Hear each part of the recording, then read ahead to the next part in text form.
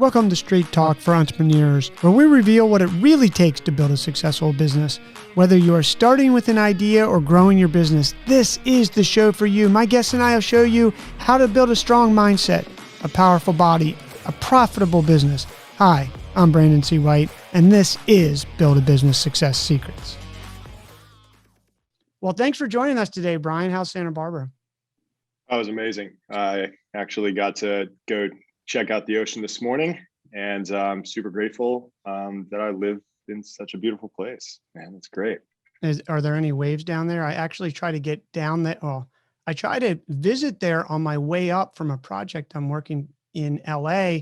But on this last trip, I came home Sunday. The prices on Airbnbs have about quadrupled. Oh yeah, it's pretty brutal. Yeah. And no, there's actually not really much waves here in the summer at all. So we're in kind of a funky bay here in a way. And so we're actually protected from a lot of the waves, which makes it beautiful, but also like it's not great for surfing. Yeah, but they do to get waves, right? I know the Channel Islands are out there, which is blocking everything. Channel Islands are blocking. You go south to Ventura, things get good. Occasionally we get some good stuff and it's great, but generally in the summer, it's not a surfer's paradise. We head north or south. Oh, that's okay. Yeah. The biking's good this time of year. It's amazing. The biking is unreal. Yeah, that's really became more of my hobby, actually. I think as a busy person, you kind of want an activity that you can guaranteed have a good time and not have to factor in the weather too much. And so for here, I can go for a ride in an hour and a half and just have unbelievable views of the mountains, and it's right from my back door, and it's so easy. So that's been one of my quarantine things that I've picked up, and I'm super grateful. Yeah, lost a bunch of weight and really got into it. Yeah, I was actually going to say, when you popped on today, I saw your LinkedIn picture and I was like, this doesn't look like the same guy. He lost a bunch of weight. Should I say something? But you lost a ton of weight. Like 60 pounds. Yeah. Oh my God. Are you gravel biking, road biking? What are you doing? I'm doing it all. Like I've got the gravel bike, mountain bike. But what I really, really picked up is like adventure riding. So like going multiple days, like, from here to San Diego or up to San Francisco, or just kind of like touring around the area around here. And I'll stay at a cheap motel and camp and do that. And that really like gives me that sense of kind of travel and adventure. Yet it also was like responsible and like easy enough to do during quarantine. It was great. Yeah. So on the losing weight part, do you think it was riding your bike in combination with diet, or what was it? Definitely combination of diet. Absolutely. Started eating just generally better, but actually what really helped accelerate things is I've used another tip as a busy person. I used a meal plan system called Thistle.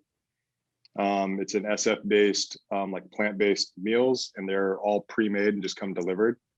And so for me, I just don't have a lot of time, and like I can be like the laziest person in the world, and I'm eating the best food out of all of my friends. And it's really no more expensive than they're all paying for all their meals. So I feel like it's just a business owner, a busy person's like absolute hack. I would check out Thistle. Absolutely. Yeah, I'm gonna check that. You know what my hack is in Santa Barbara? Huh. Kyle's Kitchen. That's a great one. Cheap, fast, good. Yeah, you know it. Kicking Cowboy salad. Yep. I know the exact one. We're 2 blocks from there. Downtown? Mm-hmm. Or in Goleta? We're downtown. Yeah, we're right down, right off State Street, half a block off of the main State Street. And it's been a really fun place to work and hang, because you just go to lunch and you have, 100 locations in any one direction or whatever. And then funny enough, actually there's a bar in our parking lot, like literally.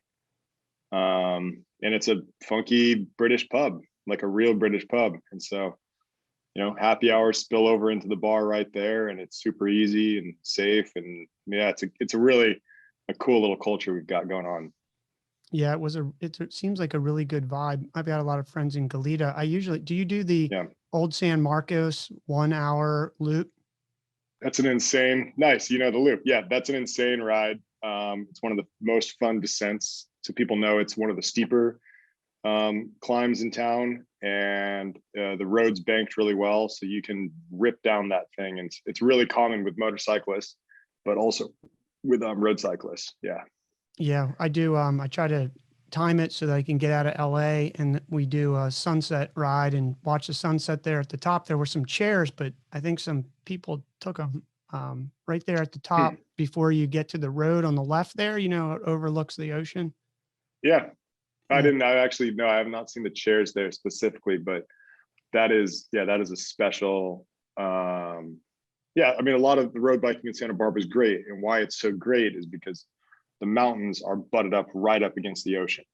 And it's just fairly rare. And like, there's a lot of route through there, a lot of roads. So for road biking, it is like a pretty sweet little dream spot. It's Yeah. sick. It's just expensive, right? That's the way, that's what everyone in California and whatever. I mean, really, most of America now, if you're in a major city, it's pretty expensive. I call it everybody, a lot of my friends, I'm originally from the East Coast, and they'll say, "Yeah, you're out there in California. You've been out there. What are you doing? It's so expensive." I said, "Well, it's the sunshine tax, but we get to live outside most of our life. So, Yeah. you know, got to pay to You play." don't end up spending money on like a lot of other things. Like you just like, that is your everything else. Like you're not like, I used to like want to go on like big vacations, and I definitely still like will, but I don't need to. I just don't need to as much. And I think that's something that, you know, that's the tax of being in cold weather, is you have to go get the heck out and do stuff. And for me, like I literally just went to the beach this morning, and then, you know, I was in the mountains this weekend, and so yeah, you do pay more, but you just live smaller, and you don't have as much stuff, and you just are outside all the time. Yeah, I agree Yeah. with you. I think Yeah. it's, I was talking with some friends this weekend, and they said, "Well, where are you now that things are opening up? Where are you going to go? Are you going to take a trip somewhere?" Right. I was like, I Like live in I'm Half Moon pretty, Bay. I'm on vacation every single day. yeah. Yeah, no, that's what I felt too. And because I've been traveling for Nomad for like 9 years now, all the time. And so it's been Asia, Europe, Minneapolis for Best Buy, and this and that. And it's always kind of exotic and wild. And then during the pandemic was the longest period of time by far that I didn't travel anywhere. And kind of fell back in love with like this like lifestyle, and realized that, yeah, I don't need that kind of travel to be happy. You know, I don't need that. Like, yeah, it was kind of good. I think a lot of people experience that with this time. It was either being by themselves, or maybe being with their family, or being with um, whatever it was, is you got thrown into something where you're forced to spend a lot more time with something than you're expected. I think a lot of people ended up liking that. It was tough, but it was good, I think, ultimately. Yeah, I found it incredible. No, didn't have to Yeah. travel, got to ride my bike, got to actually work, do Yeah. some work besides travel. Well, let's Yeah. talk about Nomad, because you have a really cool Yeah. company down there in Santa Barbara. And I'd like to walk back a little bit in Sure. how you got together with your partner and how it all happened, because my understanding is that you actually have a background in remote sensing and LiDAR, and Yeah. and actually film. I think you Hmm. raised some money in high school to build a film, or to make a Yeah. film. So could you take us through how you, and maybe even before that, sort of how you wind up doing this company Nomad with a partner that's lasted, I think, 9 years now, right? Yeah. Yeah. 9 years. Well, yeah. So, I mean, in my background, like when I was young, I got really into filmmaking, and it just, I think I probably would have gotten into, honestly, like whatever. It's just, I grew up in LA. And so that was like the thing. And we got super into it. We ended up raising money from the community and made a full feature World War II movie with like real, like actual guns from the era and real costumes. And we shot in the Universal Studios backlot. And it was great. Like, it was just a really wild thing that we were able to do. And I think ultimately what that did is that kind of set me up to do business. And it's like, wait, how does that possibly correlate, like, at all? But film is just all about making it happen, making something happen out of nothing. Like, how can you make a set tomorrow, like, out of, and there's no plan. There's no like magical, this is how you make a movie set. Like, it's just not, it's all about creation and invention and creation. And so when I met Noah, my business partner, I was actually dating his sister, funny enough. And we're rock climbing together and kind of, hanging out around here. And he was telling me about this project he was kind of working on. And I didn't know shit about 3D printing or anything. But from the film days, my attitude was just like, we'll just go find a 3D printer. Like, let's go get that. Let's go figure out how to get this made. Let's go like find a manufacturer. Let's go blah, blah, blah, blah, blah. And that kind of energy mixed with my business partners, like different, but also like aggressive energy is really what made it happen. We started on Kickstarter, had absolutely no idea what we were doing. It was totally bonkers. Like, this is back in 2012. We thought it was going to be really easy to make this. I mean, we basically made a bold assumption that how hard could it be to make a cable? And just to interrupt you, for the listeners, you started out, I forget what it's called, charge card? Yeah, it was charge card. So it's a credit card sized cable, and it goes in your wallet and you have it on you all the time. And so the idea is just sort of like nomads, like you have everything you need. Your digital 21st century products are powered up and ready to go, and we're helping to fuel that. So anyways, we started with that and we thought, how hard could it be to make a cable? Like, it can't be that hard, right?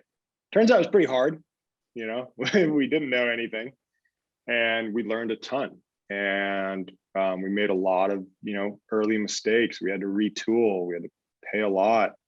We had a lot of issues with things breaking. So we were like refunding a lot of customers or replacing them, or like kind of going along the journey with our customers. I mean, they were fans. They were like happy to support us. And we have a lot of amazing fans from back then still with us now, which is unreal. And yeah, we just didn't know. We just didn't know anything. I think that is something I see with other business owners, is the fear that they have to know everything perfectly when they start hinders people from actually starting. But what we did is just naively, maybe, just bulldozed ahead. And then we came up with another product, a key. Well, before how did you do that? You said you didn't know anything about Kickstarter. I mean, we knew about marketing. We didn't know a lot about manufacturing. Yeah. So how did you do that Kickstarter though? I mean, at this point, you have no email list. Like, how do you would you email all your friends? You just got up there and made this stuff up? Great question. No, so though this is where like my business partners, like expertise and energy comes in. Like, I didn't know this would work at all, but he was all about press. And so it was all about press and lining that up. And so when we started, we had a exclusive with David Carnoy of CNET at the time, and a bunch of other press writers following up behind him. And then what we did is just used a CMS, like a pipeline driven thing. We just put in a ton of contacts and spent all day getting press. That's all we did. You emailed the writers? Yep. We'd look for anyone that was writing any article. We'd then go find them, be like, hey, I liked your articles you did on X, Y, and Z thing. Like, would you mind like checking out what we have going on here? And we just did that for hundreds of people, and like kept pushing until we got articles. And it's free. We didn't use an agency or anything like that. And ultimately what that's done for us is it's something that we've gotten quite like decent at.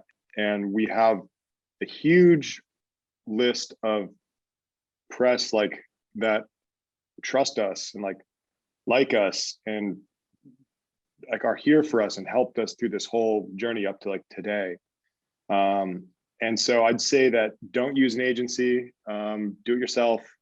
Maybe use an agency if you really want to get a big player that you don't know, like national news or something like that, or in a very specific like product. We did use an agency for a product that came out last year to help us kind of really pro level it up, and it was amazing. But doing it yourself is super valuable. So what do you everything think was the about hit rate? press. What do you think the hit rate is on the? Because what happens, Brian, is I think business owners hear your message, they hear the success, and then they email 5 people and they don't get back, and they're like, oh, that doesn't work.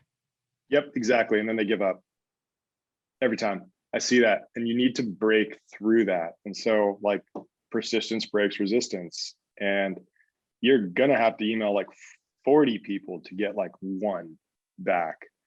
And then you're gonna realize that maybe your messaging is actually a little bit weird, or you're not doing it quite right because you're attaching a Google Drive folder and not like a better presentation, or maybe you're coming off as desperate, or maybe you didn't actually email the right email. And then you're like, God damn it, I've been sending contact@theverge.com, not like Andrew whatever's like personal email that he actually checks, So a lot of that is getting better at it. And I do think some level of confidence like shows through too. Like once you got 1 lead, and you can get another a lot easier. The first one's like the hardest one by far. So, I mean, all kinds of tricks. We would get an article and then we'd share that article as like social proof to the next guy. You'd be like, hey, like check out what just came out on here. So like snowballing that and like leveraging that is important. I'd say the most thing is just, persistence breaks resistance, and don't think that it's going to come easy. And did the Kickstarter work out for you the way it, I can't remember how much money you guys made. We raised 150 and we thought that was more money than, God. And turns out that went away remarkably quickly. Just because we didn't know how to manufacture. And then one of the major things is people don't realize how expensive shipping is. So like I've talked to other founders that have a Kickstarter and all of a sudden they go, Brian, we didn't factor in shipping. We have $1 million bill. We don't know how the hell we're going to get these things to everybody. So remember, like shipping, logistics and everything is expensive, air freighting, all that kind of stuff. But we basically did the Kickstarter and pretty immediately realized that we needed to continue pre-selling. Like there was no like, oh, that's enough, we'll just do this little campaign. And lucky for us, Facebook just started this whole advertising thing and no one was really sure what that meant, right? This was like before that was proven. This was pre-Facebook making any revenue. This was like, so we got in early and thanks to my business partner, insight into that. And that was huge for us. That was so huge for us, riding that wave of cheap advertising. That's probably what got us through the first 3 years. Facebook ads? Facebook ads. Yeah, absolutely. Yeah, it was big. I mean, still a big part. Now it's like, duh, everyone does it, like, sure. But at the time, it was like before Ford and GM and Visa and everyone was in. And it was really cool being early. And were you advertising, now there's 50 different ways they say, but I think selling and advertising has been pretty constant for 100 years. But were you putting an ad for the charger and then pushing them right to a buy page? Do you remember what you were doing as it relates to how that process, what was successful about those ads? We would just a bunch of content, and you just kind of spray it and pray it and hope that something worked. And surprisingly, like the weirdest ones you'd never expect worked. Like it was a photo of like me holding it up in front of my face like this. killed it. Like, I don't know, probably did 20,000 sales through that one ad or something, like ridiculous, you know?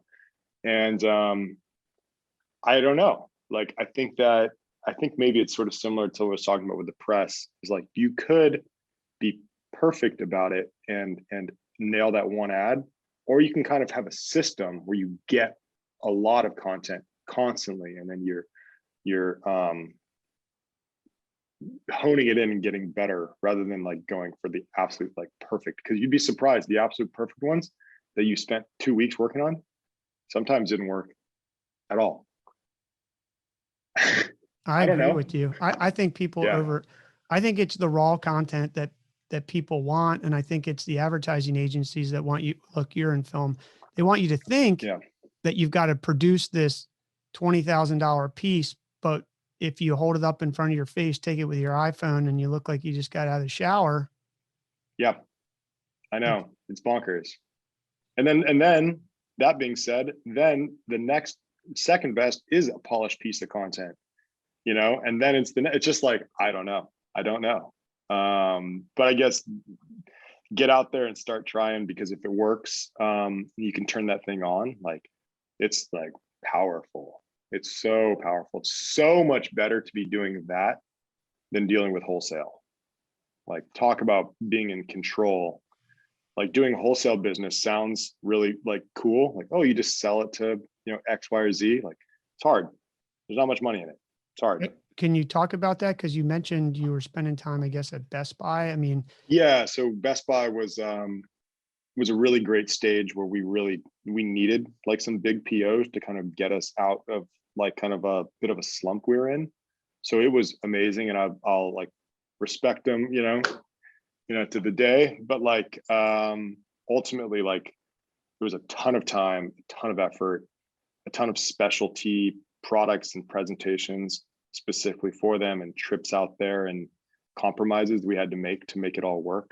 But and it was good, and we needed it at the time, so I'm not going to say that it wasn't good, but it wasn't really building us forward on what we like believed. And that's what's so amazing about direct to consumer, is you get to just build kind of what you believe. And in wholesale, you kind of have to be building a bit more for, and it's cool if that's what you're into, great. And it's a business, it's a real business. It's not like it's a hard business. I respect wholesalers like more than direct to consumer, but it's a better castle to be king of if you can be king of your direct consumer business, for sure. can you comment up until this point? What we haven't talked about, which I'm interested in, is how are you funding this? I mean, there is some, Sales. what's that? Sales. Oh, so sales, did you both put in $10,000? Did it need that money? Like, how did that? I think we probably put like 5 to 10,000 in, but that was literally just like pay for like supplies and 3D prints and stuff like that, just to get the video like started. And that was like all the savings we had, which was awesome. But no, like, we did it, which for better or for worse, and thank you to all of our fans for helping us through. But we took pre-orders. We just kept taking pre-orders for years. I mean, we'd ship, right? But we'd be shipping and then taking pre-orders and shipping. And we had all these sophisticated ways to, have batches. And so it'd be like tranche A, tranche B, tranche C, be updating the website. We'd be making it as fast as we could. We'd be getting in like, 10,000 keys would come in, and we'd rush out and ship them out in 2 days. It was insane. Over the course of the next month, we'd pick up a whole nother slew of back orders and just do it again and again.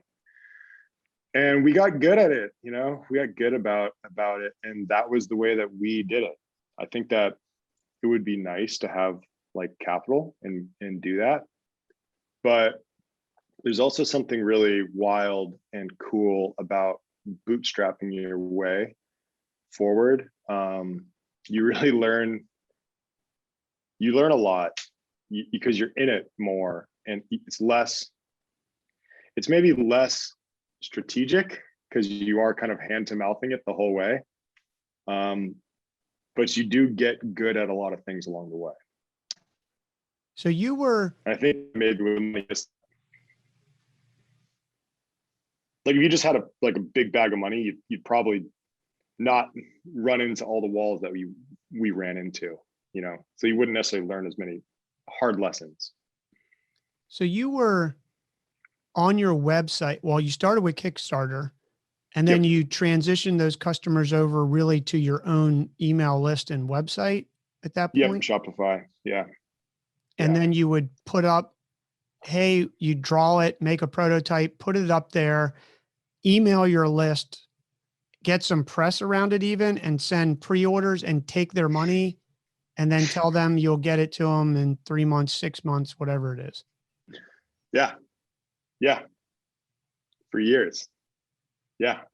For years. And that's, we come out with a new thing for Apple Watch or this or that. And that's the way that we built it up. It's the way like Peak Design, you know, built themselves up. They did it more strictly on Kickstarter, but everyone started to kind of realize that though Kickstarter is good and Peak Design, like, I don't know if you're familiar with them, but phenomenal. They're the best. Like they figured out their model, but we liked having more control over it. Because like, honestly, your launch might not go very well. Like people might not love your product. And so the fear is that you do your third Kickstarter and it doesn't go well. And all of a sudden that kind of magic that you've kind of been building with like press and contacts and Best Buy and all these things, like they're like, what's wrong, guys? What's wrong? How's everything going? You know? So it's actually, if you guaranteed that everyone was going to go well, the Kickstarter route is totally rad, because then on the opposite, you get to show how epic everything is going. But we knew that it's not all gravy. And so we wanted to have a little bit more control. And no one really knows how big you are on your own website. And then you get to tell them how big you are. And so that really helped when we were like 3 people, you know. People always were like, you guys are a big operation. We're like, oh yeah. No. Yeah. Yeah. What was it hard, or you still do it? Is it hard you were building a charger to start out, and yeah, that's really hard because I don't think, unless you know one of the high ranking people at Apple, but even then it probably wouldn't work. You have to react when that thing comes out to figure out how the heck you're going to retrofit your product to fit that dimension, and then get it into the market fast enough, or race knockoffs or whatever they are out there to do that. So how's that work? That is something that was something I really learned to appreciate, but did not love in the beginning. And I can explain a little bit more. Like, obviously, yes, it's brutal. We have to be coming out with new stuff like all the time. And a tiny little difference all of a sudden won't work. Like the new iPads just came out, the 11-inch and the 12.9. And the speaker holes, they're over by like 5 millimeters. We have to retool like a $25,000 tool for each one, make new SKUs, new renderings, new listings on the website. Everything else is dimensionally perfect. Yeah, it's really annoying. It's really annoying. But in the same way, what it allows is like a new opportunity to restart multiple times a year. So imagine those, I guess you call them like copycats, or really it's just efficient, cheap product that's made factory direct. It's not really copycats. It's just like, I call them more like like, I don't know, like white labeled solutions or whatever, just stuff that's coming out of the factories, because the factories are making their own product line and selling it direct. They love the direct model, right? They love that. So if we waited 5 years, things would get just completely commodified and we'd be outcompeted by low price stuff. There's no way we could really make a thing. But every time Apple comes out with something new, we just get to jump in line. We move pretty fast. and we get an opportunity to be a shining star, and then give it about 18 months, and then everything catches up, and the market for that specific product is hosed, and then the next thing comes out. And so we kind of joke, it's sort of like Apple kind of giveth and Apple taketh away. So as long as you have that perspective where you're excited for the new thing to come up because it gives you an opportunity, then it's a healthy, good relationship as an accessory maker versus getting frustrated when any change ruins all your products. You can definitely think of it like it ruins all the hard work you've done. Just try not to think like that. Yeah. And your pre-order model actually helps reduce the risk of inventory with that, which is sort of cool. Yeah, absolutely. It gives you data on how much to order. It's so impossible to know if something's going to be successful or how successful. So doing the pre-order really helps with that. We generally try not to do many pre-orders as much anymore. Like we do have a couple going right now, specifically around air tags, because that just kind of was announced and it's kind of a rush to do that. But ideally, you don't do pre-orders if you don't have to. But it's a great technique to help you get off the ground. Why do you say, why wouldn't you do that just moving forward? Good. Conversion rates are substantially lower. So when you release a product with a back order, you just don't get nearly the same kind of conversion off your email list, off your ads, or off the press than you would if it was in stock. Really? So, no, yeah, definitely. Because people are, unless it's like the most amazing thing ever on earth, like there's a lot of options to spend your money these days. So it is really helpful when you have a really hot commodity or you need it, like maybe in the summer months when you really kind of are having a low period. It's great financially, but it's not as good on the metrics. It's not as good as on overall revenue, and it's not as cool. Like today we launched 6 new wallets. Super cool. They're in stock, no pre-order. Seeded them out to a bunch of influencers and press, and all of a sudden we're getting all this social media action, people posting the real thing. If you do it with only digital assets, it's going to be harder. Like you're just not going to get that like spread and that like love out there. And so I'd say if you are going to do a pre-order, do whatever you gosh darn can to get some samples if you can in hand, and to as many press and influencers as you can to try to capture that. That's really helpful. When we don't have that and just renders, it just doesn't work as good.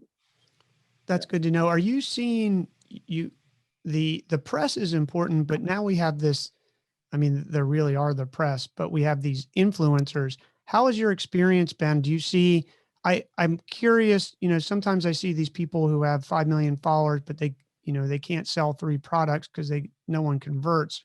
Have influencers been a big part for you? No, they haven't. But we haven't really put like much budget behind it either, simply because we're fearful and we hear that it doesn't like work super great. I think it's excellent if you're like, I don't know, Spotify, and you have a new feature coming out or something, or I don't know, you have a thing, or you need to spread the word probably. But in terms of like direct conversions, like we just haven't seen like a ton of success. We're happy for people to be sharing our stuff, and we absolutely love that. But the majority of it does come through Facebook, organic, and press. Organic. So you're just keeping your organic page search, up to date? Yeah. Just if you Google like, I'd like a leather iPhone case, or I'd like a rugged cable, just ranking in that Google search. So in the Google search as well. So you're relying on a lot of organic SEO work. I would just call it just organic. Yeah. We don't even really, yes. We don't do like a ton of SEO, like manipulating or anything like that, because I think Google's pretty smart these days. But if you get press, this is again comes back to press. You get press and you link all this good press to your page. Google's like, I think these people like this page. and then that page goes up and then it draws organically. So yeah, press is in our minds, what's our SEO strategy? Get press. And I think that's it, because they, like you said, they link to you, they read about you, you get all these high quality links, and effectively you've created an SEO strategy. That's our SEO strategy. Yeah. Yeah. Can We you, don't do much else. can you Yeah. talk a little bit about your manufacturing? I know that you started out in the United States and then you had to move to China, and figuring out China is not a simple process. No. No. And so that was where I spent like a substantial part of my life in the last like 9 years, was over there. And I really like working with China. Like I have a great relationship with everyone over there, and like I think they're like really skilled and like good at what they do. And I'm a bit saddened when I kind of see other people like saying that they've never been, or they don't want to go, or the food, or the this or that, or it's scary. And like, I don't know, man, like get the heck out and go. Like go and park out and set up an office in the factory and like live there. Like I got an apartment and like lived there, and like, yeah, like I commuted on an e-bike to work for years. Yeah. How do you, did you great. learn Mandarin? Heck no. Well, how does that work then, Brian? There's enough English speakers around to like to help. Like all the factories have English speaking salespeople. You know, they're like the project managers. And then you just walk around and ask to get, you know, translation help and stuff like that. And everyone's like super nice, and like they know you're not going to speak Chinese, so you know you get good at hand signals, and you learn a few phrases and this and that. But I really never had a big issue. I use photos a lot, you know, like, hey, take me to like here, like the ferry, like take me there. And now that there's like Uber and all these like amazing like app-based services, like it's pretty easy. But yeah, it's a wild thing. And I think that if you're gonna do it, know that like a substantial part of your life is going to be like roped up with spending a ton of time there and getting into it and getting good at it. And you're not necessarily like going to get an engineering degree, but you'll definitely start to know a lot, and all the things you can do and all the things you can't do, and all the reasons why something is made a certain way, or why everyone doesn't do it the old way anymore. And even if it's like an apparel business or something, like I just went to Bangladesh like a year and a half ago to go learn apparel. And I went there as just like a learning trip, and it's fascinating. And I would recommend anyone that's getting into an apparel brand or anything, go and spend a year, like really learn everything, learn about where the cotton's made, like learn about the spinning techniques, learning about how you knit and the different weights of knits and the different, all that, learn how to program the knitting machines. Like it's super cool. So you immersed yourself in that, in the factory where Nomad makes its goods. You basically had an office or a desk, or I had a room. Yeah. And then we would just go, cause like that spot really is like final assembly, and they have some machining operations, but all the stuff, you know, comes from all these other suppliers. So we just do big trips all the time. Like, hey, Mark, let's go to see the metal supplier. Let's go see the battery supplier. Let's go to the printing house. Let's go here. And we just would spend all day like going to the suppliers and sitting down and learning about the machine, and sitting there watching the machine and helping to tweak stuff, and then drinking tea, and then messing around with more machines, and just doing that for a while. And then you finally kind of understand why something is done a certain way. Like, why is it really hard to make a pure square box out of plastic? They're actually never square. They're always a slightly rectangular, so the thing can come out of the mold. And so you need to have draft angles on everything. And just all these little details, and you start to put it together and understand, and Then you go work with your designers and you can be like, wait, we can't do that. Wait, that's super hard to make. Wait, that's not the right way to do it. Even if you're like an engineer and went to a really good school, it's very different to have like an aerospace engineering degree than it is to make consumer electronics. It's part engineering, it's part experience, you know. It's just not as engineered. I mean, it's engineered, but there's a lot of tips and tricks and hints and ways that it's cheaper and ways that it's better. And anyways, so whatever it is, get into it.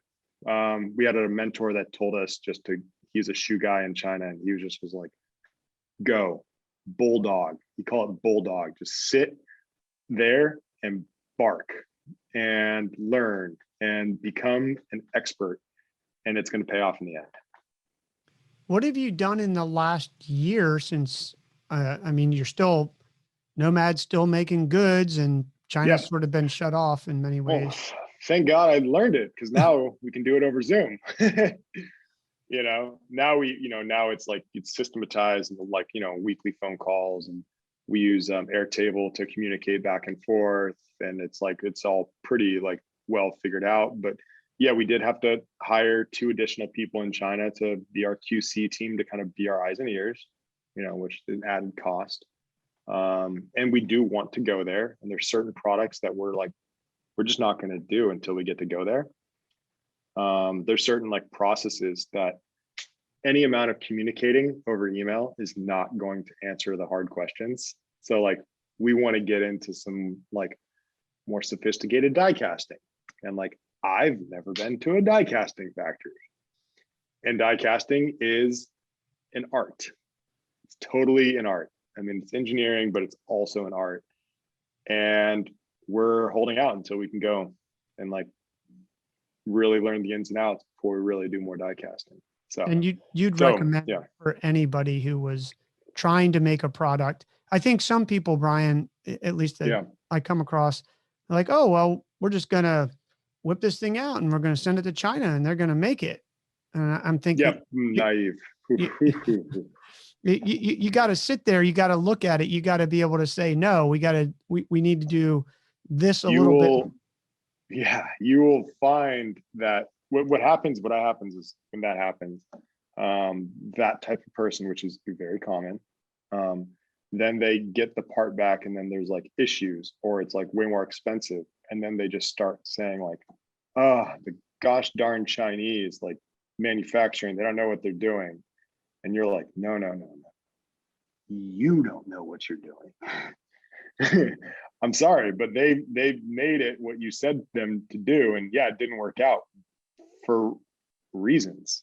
And there's a lot of good reasons. And so the people that are good at this know it in and out. Like Apple is an absolute expert at manufacturing. They don't just like, they know every single thing at a PhD level. It's out of control. And you need to get as far into the supply chain as possible if you want to make good stuff, I think. And yeah, so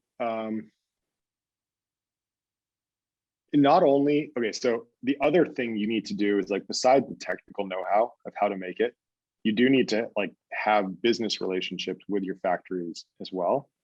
And so that's going to be extended payment terms. That's going to be, if you don't pay on time, will they keep shipping? Will they prioritize you on the line over somebody else? Will they drive out if something's an error and go fix it without you having to pay for anything? Will they work over the weekend to make a ship date? Will they care when something inevitably does get messed up, which happens, right? Like stuff happens. Will they be okay, or will they say, fuck it, pay me? You know? And if you act cold and you just stay over on your side of the continent and you never come over, they're just going to treat you like a little piece of shitty business that doesn't care, right?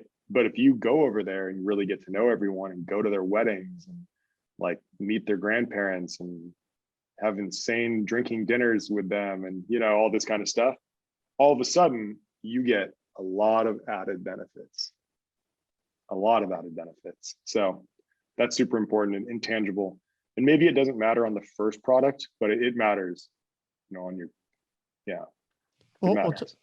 Talking about that, and appreciate you really sharing that, because I think you've shared the real story, not some marketer out there saying that they're going to help you get something made in China and that you're going to sit home in your living room and enjoy it while it shows up one day. But speaking of your first product, how do you come up with, Nomad's got a large line of products now.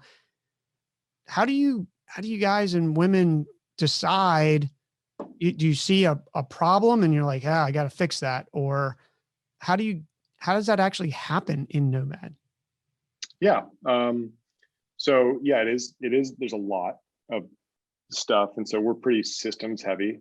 And so we use Airtable. If anyone is new to Airtable, check it out. It's rad.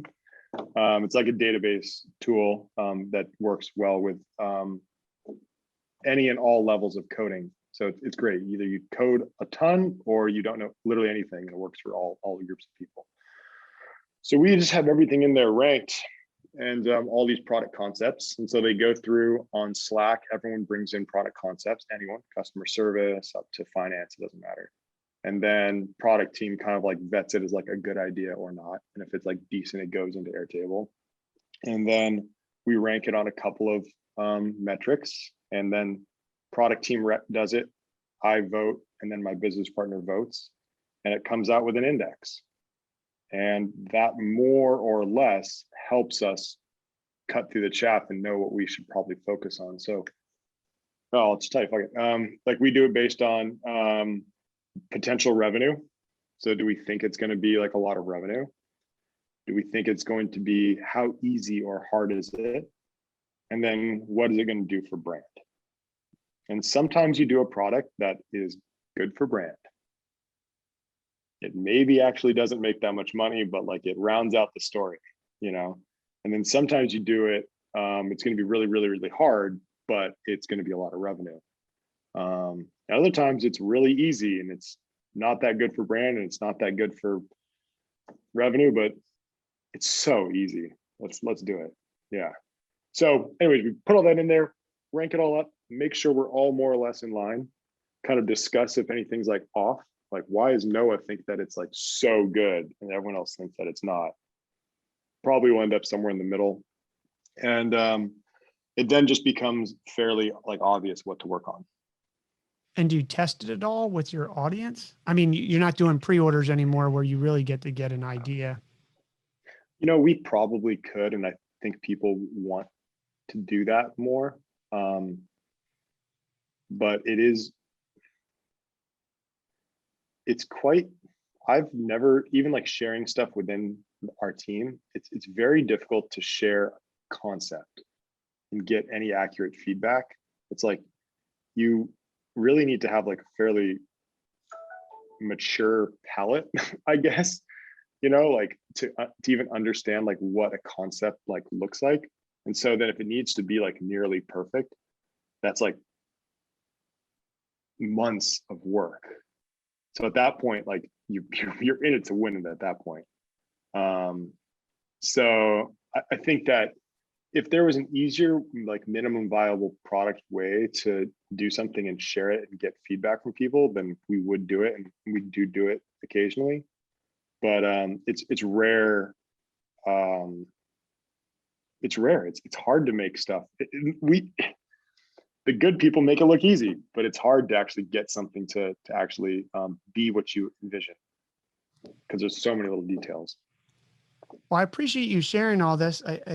Yeah. I'm curious just about you. Did you think when you were in high school, when you're making films and believed that you were probably going to be the next big producer or movie maker in LA, that you would be making hard goods? And not a chance. Yeah, not a chance. It's crazy. Yeah. Not a chance at all. Like I was pretty set on being a cinematographer. But and like, honestly, like, I'm not even a huge Apple fanboy. Like, I just, like, I didn't even have a phone like in college for a year because I was like kind of just so over it.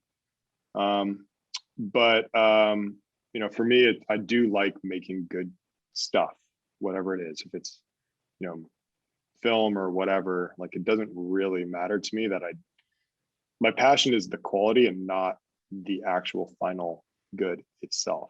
If that makes like sense. Like, some of the products I love, trust me. But I think ultimately it did carry over for me was the attempt to make great quality stuff.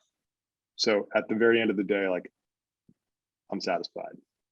Yeah. And you and your partner still seem to get along well from at least the outside. I mean, maybe you guys wrestle and do stuff in the office. I don't know, but yeah, I mean, like, it's tough, like, straight up, like, we're going to start going to counseling, like, like, it's not easy, but like, it's just like a marriage. Like, people are like, have you been married? And it's like, kinda.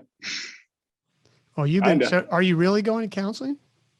I mean, it's like proactive, like, yeah, like, it's like a good idea, like, we've had coaches and some people in, and we're like, dude, let's go to fucking couples counseling, like, fine, like, do it. Like, you're gonna be so close to this person, and it's like really sensitive and tricky. Like, we should have, and we haven't started yet, but we should have started like years ago. I'd recommend it. Totally. I think that's great Totally. advice. I appreciate you being straight up and honest about it, because Yeah, man. it is true. You are married. Married. Yeah. 100%. It's crazy. Yeah. And I didn't date anyone during this like whole period, basically. Like, it was so committed that you don't have like any free time, until like the last 18 months is like when we've started to kind of have free time again. And yeah, you need to respect the other person's decisions, and like, you're going to like also like grow and be different in the course of 9 years from when you started. So just like a marriage, like, get ready to, try to get good at it. Try to get good at it. I agree. It's good advice. Got to put on your big boy pants and Big boy pants. Yeah. big boy Yeah. pants. So wrapping up here, I appreciate you taking Yep. time this afternoon. What 3 pieces of advice do you have for fellow business owners out there on any topic to withstand the marathon that it takes to build a real successful Yeah. business? I think the thing that scares me the most, and I know everyone wants it, is passive income and lifestyle business. Sounds fucking great, but you got to get there. So get there first and then kind of soak it up later. I find a lot of people trying to soak it up before they've actually really gotten anything started. And I've never seen that work, really. Yeah. Even making passive income is hard. Or starting your own little thing is really, really hard. Like, I don't care if it's you're pouring sand in a mason jar and selling it online. Like, it's going to be hard. It's going to be harder than you expect. So, maybe it's not a great time to get a puppy, or, maybe you put off the family planning for a little bit, like, it is going to be your everything if you want to get it to the point where it actually is like solving its business goal. If it's actually like, making you money and it's happy and healthy. So expect to sacrifice. I'd say do whatever you can to get on the best pieces of technology as early as possible. It's worth it to get on the good email platform versus the free funky one. Because you're making a decision of like, what is the architecture of your business for a very long time, and switching is painful. So like, don't go on some funky, cheaper e-commerce option. Just go with Shopify. Just go with Shopify. You use yeah, use good tools because they're going to be your backbone. And then probably get really good at recognizing what you're not good at and try to find other people that are good at that. I used to try to do too many things that I wasn't good at, and it is cringy to look at it now, like looking back, like, wow, I should not have been doing that, but I should have been doing more of what I was good at. So yeah. I think that I really appreciate those are 3 great tips for survival of the journey, if you will, of building a business. I really appreciate you coming on, Brian. I wish you the best. Yeah. I'm going to go check out those 3 new products you dropped. Yeah. New wallets. We're super stoked. They're legitimately proud of them, actually. And what's the best way for someone listening to find and buy your products? Yep. Go ahead and just Google search Nomad, or our website is nomadgoods.com, and we'll happily ship you out as fast as we can, and and love for you to be in the Nomad kind of family. Like we're trying to do good stuff here, and I hope that people appreciate it. Well, thanks a lot for sharing everything. I will drop you a line and we'll get on a bike together when I come through Santa Barbara. Right on, man. Great talking with you.